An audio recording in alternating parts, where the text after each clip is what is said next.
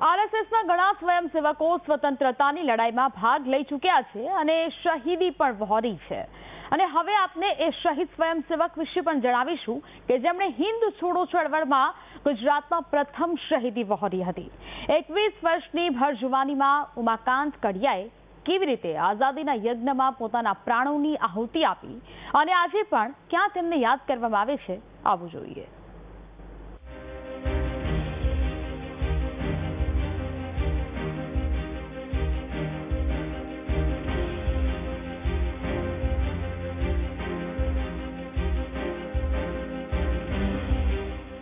સ્વતંત્રતા માટેની લડાઈમાં દેશભરના લાખો ક્રાંતિકારીઓ જોડાયા હતા।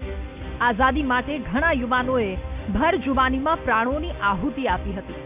કંઈક આવા જ એક ક્રાંતિકારી ગુજરાતના પણ હતા, જેમનું નામ આજે ભાગ્યે જ કોઈક યાદ રાખી શક્યું હશે। નામ છે ઉમાકાંત કડિયા।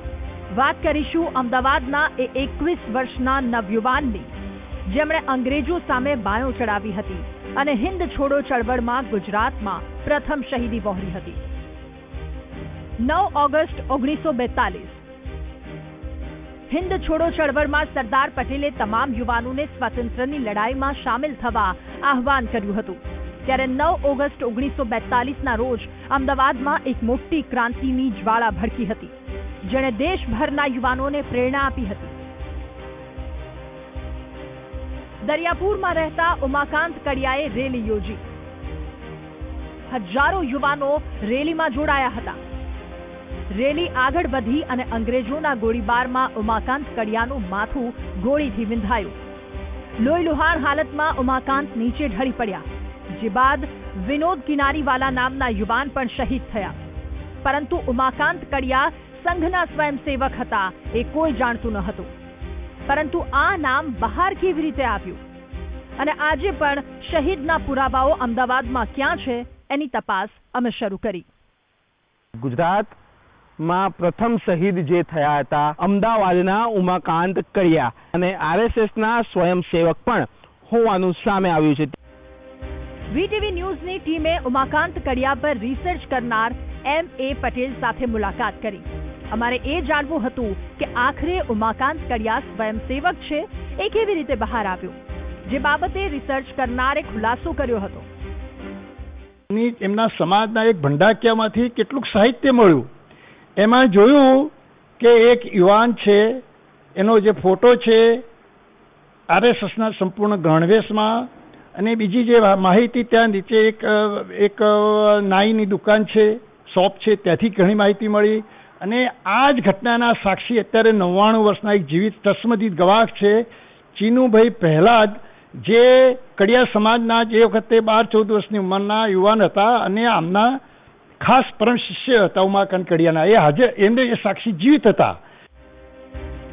M.A. પટેલને તપાસ દરમિયાન 99 વર્ષના એ ચીનુભાઈ પણ મળ્યા, જેમને લોકો ચીનુદાદા પહેલવાન પણ કહેતા, જેમણે શહીદ ઉમાકાંતને સંઘના યુનિફોર્મમાં પણ જોયા હતા। પછી ટ્રેનિંગ શાની ટ્રેનિંગ આપતા? એ સ્કૂલમાં ભણાવતા। પછી આરએસએસ ના હતા। એ હા, ચુસ્ત આરએસએસ ના। એમના બાપા કોંગ્રેસી, મોતીરામ શેઠ ચુસ્ત કોંગ્રેસી, ચુસ્ત આરએસએસ, ભાજપ હતી જ નહીં। સારું, તો એ ચુસ્ત આરએસએસ ના હતા તો શું પહેરતા એ ઉમાકાંતભાઈ? એ બધી શું રાખતા? હાથમાં કઈ રાખતા? આમ તેમ, બરાબર, ટ્રેનિંગ આપે। હા, અને શું પહેરતા? એ પહેરતા હતા તો ખાદીની ચડ્ડી, ખાખીની ચડ્ડી ને ટોપી પહેરતા। હા, ટોપી પહેરતા, ચડ્ડી પહેરતા, શર્ટ પહેરતા।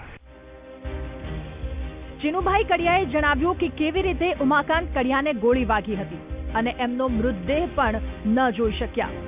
વર્ષો સુધી આ પીડા એમના દિલમાં રહી છે। એમણે જણાવ્યું કે એ સમયે ભાજપનું અસ્તિત્વ પણ ન હતું। શહીદ ઉમાકાંતના પિતા મોતીરામ શેઠ ચુસ્ત કોંગ્રેસી હતા। આમ એક વાત તો સ્પષ્ટ થઈ ગઈ કે ઉમાકાંત કડિયા સંઘના સ્વયંસેવક હતા અને આજે પણ અમદાવાદમાં ઉમાકાંત કડિયા ચોક બન્યું છે। શહીદના નામે સ્મારક પણ છે, જ્યાં દર વર્ષે 9 ઓગસ્ટે દશરથ દાદા સહિત સૌ કોઈ જતા અને એમની શહીદીને યાદ કરતા.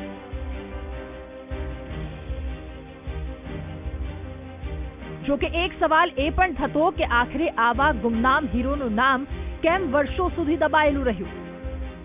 તે તમે ક્રાંતિકારી છો, ખાસ કરીને જલદ ક્રાંતિકારી છો, આરએસએસના સ્વયંસેવક છો, તો એ તો ગુનો કહેવાય. તમને પકડી લે અને કોઈ હોય તો એની કોઈ જાહેરાત ના કરે કે હું આરએસએસનો સ્વયંસેવક છું, ક્રાંતિકારી છું, આ છું તે છું, કોઈ જાહેરાત ન કરે. એવું અંગ્રેજોનું શાસન હતું. કમનસીબે જ્યારે ભારત આઝાદ થયું ત્યારે એવી દુર્ઘટના બની મહાત્મા ગાંધીજીની હત્યાની કે એના પગલે ત્યાં આરએસએસ ઉપર પ્રતિબંધ આવ્યો. અને હવે આરએસએસનો કાર્યકર્તા હોવું, એનું સાહિત્ય સાચવવું, એનું સાહિત્ય બતાવવું કે એનો પ્રચાર કરવું એ પણ એક ગુનો ગણાય. એટલે એ પણ ગુમનામ કરવામાં આવ્યું, ગુમનામ થઈ ગયું, કોઈના ધ્યાને ના આવ્યું. અને સદનસીબે અમને ધ્યાન આવ્યું કે આવો એક ગુમનામ હીરો ખોવાઈ ગયો છે. M.A. પટેલનું માનવું છે કે આજે પણ એવા ઘણા આંદોલનકારી હશે જેમના નામ સામે નથી આવ્યા. એ માટેની તપાસ થવી જોઈએ, જેથી આજના યુવાનોને પણ ધ્યાનમાં આવે કે ભારતને આઝાદી અપાવવામાં કેટલાય જીવ હોમ્યા હશે. આમ અમારી તપાસ અહીં પૂર્ણ થઈ અને એ પણ સ્પષ્ટ થયું કે સંઘના સ્વયંસેવક પણ આઝાદીની ચળવળમાં હતા અને એમણે પણ લોહી વહાવ્યું છે. કેમેરામેન અજય પટેલ સાથે પાર્થ જાની, VTV ન્યૂઝ, અમદાવાદ.